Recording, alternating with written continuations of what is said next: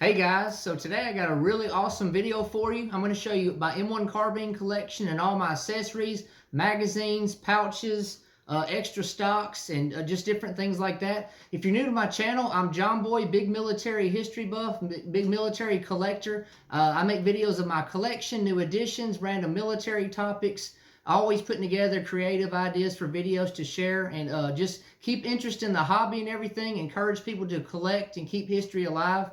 But again, if you haven't already, please subscribe to my channel and follow me. I'm always putting videos out there. Follow me on Instagram. I have a John Boy Militaria Facebook page also. I'm pretty active on all of that. So follow me if you will. Hit that like button. But it's been about 5 years since I made an M1 Carbine and accessories video. I think next month will be 5 years. And I've only added one more rifle since then, but I've added a lot of more accessories and everything, and I can't wait to show you guys what I got. So I'm gonna go ahead and bring you in. Got a table full of stuff. Let's go. All right, so here it is. Here is my M1 Carbine and accessories collection. As you see, I've got a table full of stuff. And, I love this hobby, love collecting military items, old milsurps and handguns and different things, accessories. I love having accessories with the rifles and stuff that I collect. Magazines, clips, bayonets, pouches, extra stocks, different things like that. And it's cool to, to have all those extra items with, the rifles and things we collect. But as you see, I've got 3 rifles here. I've got this top one here is a 1944 Underwood, and it has a 1944 Underwood barrel as well. I'll kind of pan it and show you there. I got this rifle back in 2016. I paid $775. Not too bad for 2016 prices. It's a great shooter and everything. I'm thankful to have it in my collection. This middle one right here, I actually just got a few weeks ago, and this one is a 1944 Inland, and it has a 1944 Inland barrel as well. So that's pretty cool. Haven't had a chance to shoot that one yet. Hopefully I can get out before long and do some planking. This last one I have right here is probably my favorite. This one is a 1942 Winchester, and it has a 1942 Winchester barrel.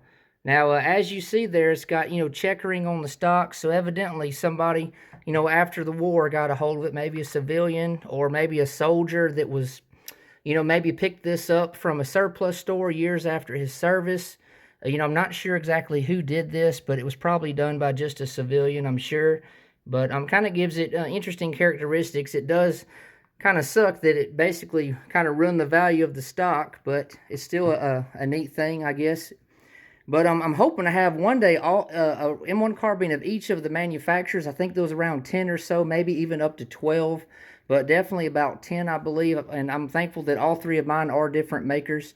You see, they all have magazines in them, and have also got slings with them. And then you got the magazine pouches, or the butt pouches there. But I have a total of 45 magazines. I have, let me see here. I have 31 15-rounders. And you see some of them are still in the wax paper. They've never really been opened. A few of them have the ends been kind of popped loose. But so I have 31 15-rounders. And then I have 14 30-round magazines. So again, I have a total of 45 magazines, which is really cool. You see I've got more pouches over here, 15-rounders, and a couple 30-rounders right here. Got a bandolier here, as you see. I got another bandolier right here that has full clips in it. I've got one M4 bayonet here for M1 carbine. I've got a couple muzzle covers right here. Pretty cool World War II vintage. And you see underneath here I have actually a canvas cover for an M1 carbine as well. I do have, these bags right here, and these are extra clips. And in these bags are actually World War II dated M1 carbine rounds. Some of them need to be cleaned up pretty good. Some of these could probably be fired, but honestly, I'm the type of collector, I would not shoot World War II or even World War I dated ammo. I know some of you guys might, which that's all good, you know, if that's kind of your thing, but I'm just a collector of that as well. Just like I collect the magazines and everything, different makers and everything on that. That's actually a video I plan on doing before long of all the, you know, the different M1 Carbine magazine makers, because there was so many of them. I've got a representation of so many of the makers as well. There's some that I don't have. Hopefully I can get one day. That would be really cool. I've got 4 extra M1 Carbine stocks here, which they all need some work. So, you know, this one's not too bad, but you see they're kind of wore out and everything. So maybe one day if I need them, I can redo the stocks and everything for maybe an M1 Carbine or something that I get in the future that might not have a good stock on it. Got one top handguard there, if you see that. But I've actually got another little box of World War II dated M1 Carbine ammo. Got these little silencer type things that go on the magazine to kind of keep them, I guess, from banging around and making noise and everything. But like I said before, I'm a big military collector. I'm always making videos on my collection or different topics. I've got a huge military man cave, and I've been redoing it for several weeks now, and I'm going to do a video showing how it looks now, hopefully in the next few weeks. But something that I'll kind of bounce back is I told you this first M1 Carbine I got for $700 in 2016. I'm sorry, it was $775. This one right here I got for $800 a few weeks ago, and it was with like some ammo and a bayonet and just different things. And I actually paid $1,000 for everything, $800 for the rifle, $200 for the ammo and different magazines and stuff. And this last one right here, the Winchester, I got for $700 in 2016. So top and bottom one were 2016. The middle one was this year. And again, hopefully I'm able to continue to add more to my collection. You know, and a lot of people ask me, where do I get these items? Like, where do I get the stuff for my collection, my military collection? And I've always told people, you know, keep your feelers out there. A lot of times you got to be at the right place at the right time. But most of my stuff comes from estate sales, yard sales, flea markets, antique stores. I don't really go to gun stores as much as I used to. And gun shows, if you know, I got to kind of be in the mood to go to a gun show. But I love going to military shows. I go on road trips, put Facebook ads out there, the Craigslist ads and everything, word of mouth. So I get my name out there, and people know when I come into their store that, hey, this guy, you know, Jonathan, my name is Jonathan, I go by John Boy, he's looking for military stuff. You know what, if I get something come in my store, I'm going to contact him. Or, hey, this guy put an ad on Facebook looking for stuff. I've got stuff in my attic or in my basement or whatever that I'm not using or needing or want. So I can pick up some extra cash from this guy. But I just want to encourage you guys to keep collecting out there. I do have quite a bit of, you know, commercial production ammo. I couldn't even tell you how many rounds I have in my man cave, but I do have a lot of commercial ammo. Again, it's been a long time since I've been able to go out and shoot, but hopefully that'll change here in the near future. I would love to have some land of my own one day, but if I just have to go to a gun range, then, you know, that's okay too.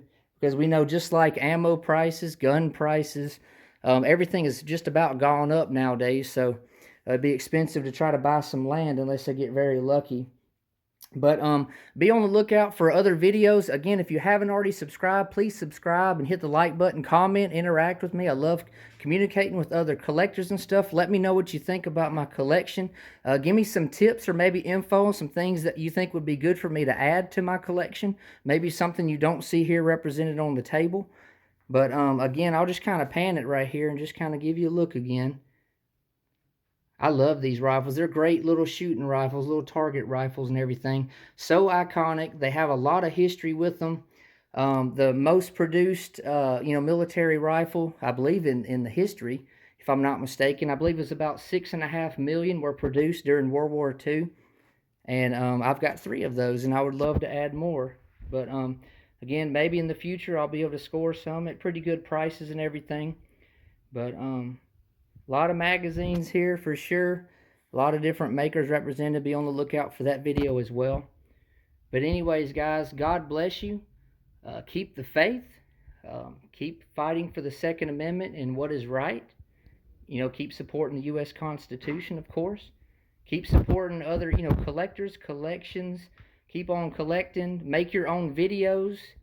You know, let's just keep interest in the hobby, you know, so people don't forget about history. There's so much going on trying to make people erase or forget about history and stuff.